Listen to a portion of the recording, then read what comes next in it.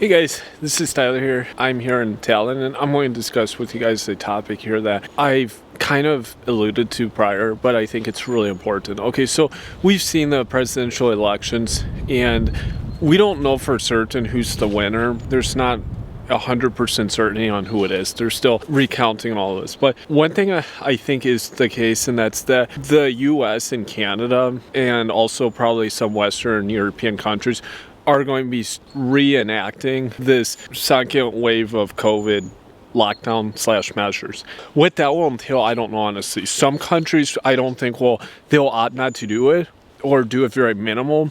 We saw countries like in, for example, Serbia in June, actually had to reverse their COVID lockdown and basically totally open back up. There was a massive protest. This was actually very landmark because typically the leaders in this country, they generally don't reverse these types of declarations. These states of emergency on a country, they do not reverse. This was a very landmark decision, and I think they were very smart with their decision, just open back up.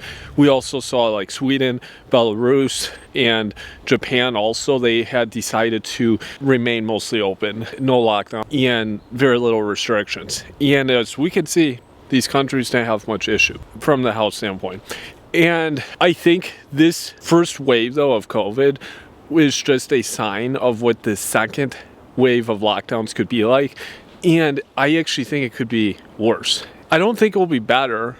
It may not be that much worse, but I do think it will be worse in this case. And there's different reasons why. But one thing I can say is that many countries this time around, I think, will be locked down, just like we saw in the first wave. And US and Canada and Western Europe especially, I think, are really going to feel a little hard. Whether or not Biden or Trump's elected in the US, I still think there's going to be pretty harsh lockdown. And if Biden is, it'll probably be worse. There's going to be a lot of things that are just going to make life very uncomfortable, I predict, in these countries. And this is why, especially, I would use this as a time to reposition logistically and see if you can relocate or at least have a second home base.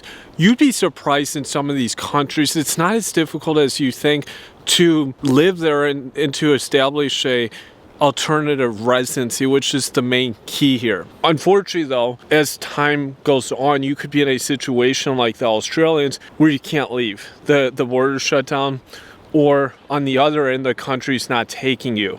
Whatever country you desire to arrive to, they may not be accepting people. But it's more likely that it will come from the US/Canada side, that they simply will not let people depart the country. At this point, you're going to be very restricted. And unlike in a case with criminals, they can obviously get like a fake passport, fake ID. They may decide, the US and Canadian government, that we're just simply not going to let people depart the country, like Australia, unless it's for very extreme cases or if you're very high up in the government or something. But this is why you should start looking at other countries as options. There's great options out there. I've discussed this in previous videos. There's places like Serbia, Belarus, Russia perhaps in the future if they reopen, but there's not a lot of options, but there are still options available.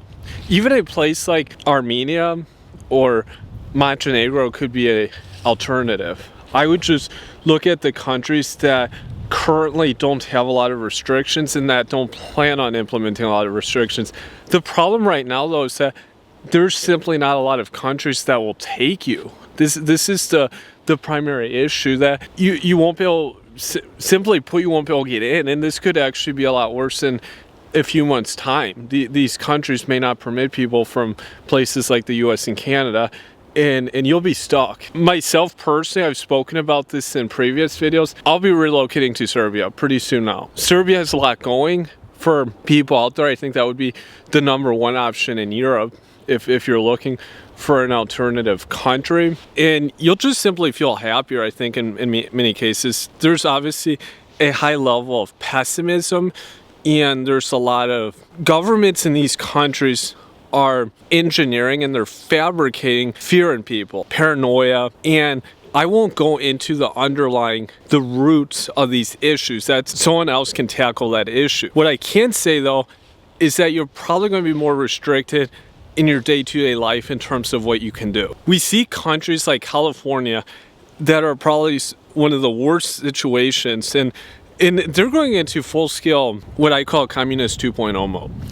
I'll just leave it at that. I'm not going to go too much into detail, but California is in a situation where they are full-scale impeding on people's personal liberty. At the end of the day, you have a choice. You can stay around here and suffer through this, or you can just leave, find a different country. Because I can tell you, the grass is greener on the other side in certain countries. It may be a bit uncomfortable at first. When I first relocated to Eastern Europe, it was a bit uncomfortable. One thing, for example, I live in Estonia. This is on the same latitude as Scandinavia. The daylight is very short in the winter time. On this latitude, this is like being in Alaska. So that's the first year that you're in that type of system, or for people like my brother that live in St. Petersburg, Russia, same latitude, that takes getting used to. The first year is tough. The second year is easier. Third year for me here, much easier. It's nothing like my first year. I feel much better. But it's still challenging at times, but you get more used to it. These countries, though, you'll become comfortable very quickly. I think a place like Serbia is a relatively happy country. It has a very vibrant culture, and you can still go out and do stuff. People can be in public. They can go about their day-to-day life. They're not really like being restricted. And it's a country that's very accepting of many nationality. To get a type of residency document, permanent residency, passport, I think this is probably one of the most unrestrictive countries at this point in time. There's not a lot of countries in the same position like Serbia, and one of the reasons is because they don't have a big overhead body that they have to comply with, like the European Union or NATO or whatever else it is. They don't have an overhead body, and this is, I think, the key here is look at countries that don't have big overhead bodies that they have to please. Because there's only been a few exceptions where countries they were willing to step out and not comply. Sweden was an example.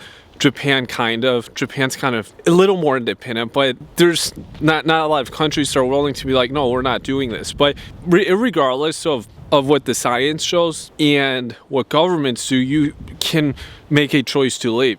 Also, for guys who have like a grandparent that has like a passport, has residency in countries. I used to be with a classmate, and he had a Croatian parent, and he could actually get a Croatian passport very easily.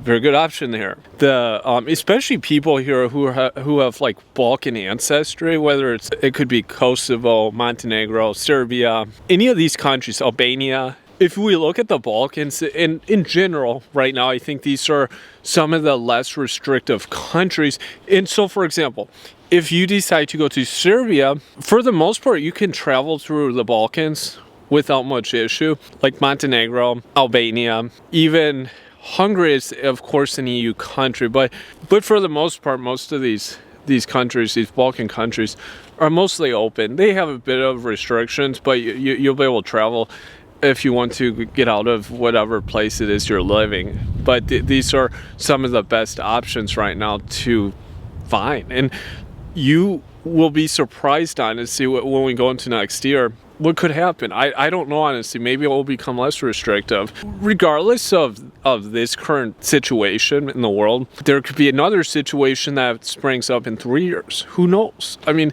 and that's why, like, going back to what Andrew Henderson from Nomad Capitalist talks about, just simply get this insurance in place now, this redundancy. And for younger guys out there, are like, oh, I can't do this, I don't have the funds. Well, look at education scenarios. I mean, some of these countries you can study reasonably for 2,000 euros or $2,400. You can get enrolled at a university per year and be a student there.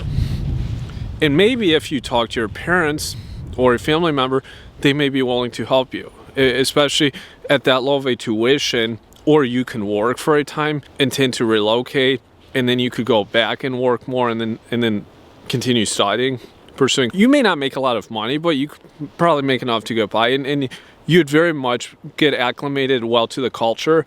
You could learn the language.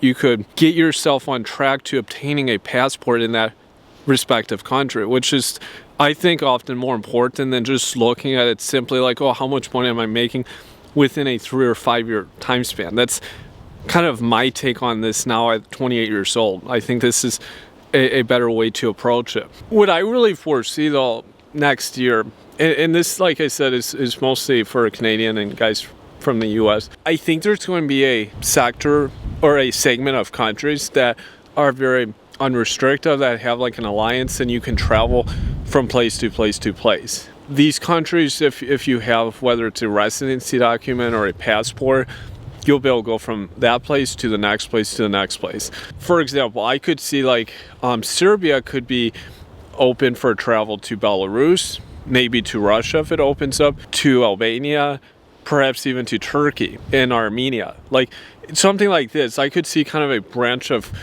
these countries where if you have a residency or a passport from one of these countries, you can be able to go to any of those respective countries. Whereas I think if you're holding like a passport from Germany or the US, you may not have any other countries you can travel to at that moment. Maybe if you're from Germany, you can travel to a select few EU countries, but maybe nowhere else. They could simply have like total lockdown and the borders could be shut down. And that's why if you're one that likes to travel and to see more of the world and just feel like you can move around, or you want people to visit you, you may want to look at like these options that don't plan on imposing a lot of shutdowns within their countries here. And really at the end of the day, you just gotta go somewhere where you feel happier, honestly. What if it's your home country, then stay at home. If you feel fine living in US or Canada, then stay there. I mean, it really is up to you. But if you're really itching to leave and you're just not feeling good, look at some of these other countries like Serbia, Belarus, and you might find something here. So give me your feedback below, and thank you.